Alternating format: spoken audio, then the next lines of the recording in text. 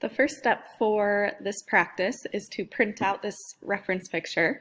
The reference picture is linked on Classroom and the website, so make sure that you open up this reference picture.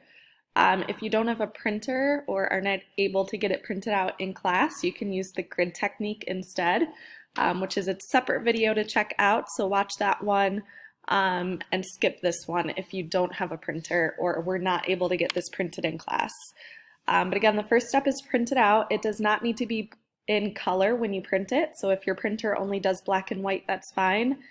And then if you are able to look at this picture on the computer, that's where you'll be able to still see the color when we go in with detail and more color in future practice. Once you have this picture printed out, you're going to follow along with this video where I flip it over to the back. And I'm using the 6B drawing pencil, just shading on the back to cover everything completely with the lead here. I'm overlapping the back as well.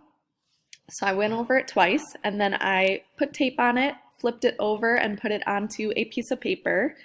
Any thicker piece of paper will work that is the size of this printed image. And then I'm just going over everything and outlining it. So the important things to focus on when you're outlining are highlights and shadows and as much detail as possible. So I'm outlining the details of the eyelashes, I'm outlining on either side the shadows. So I'm not just drawing a single line, but again, I am outlining the entire highlight areas and shadow areas versus just drawing one line for the bottom of the eye, one line for the top of the eye. I actually go around the outside and focus on the shadows too.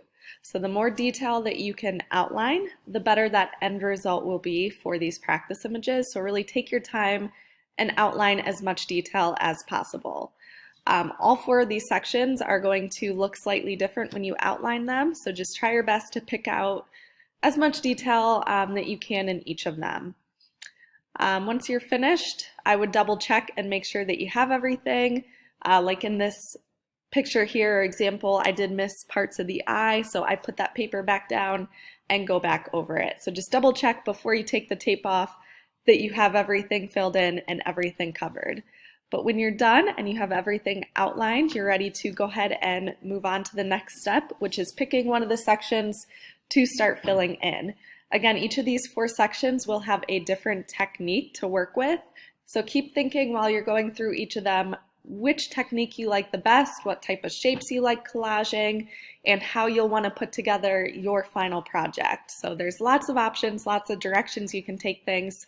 So just follow along with each of them. There might be one that you're drawn to more than others, so just try your best with all of them, whether you like that style and technique or not.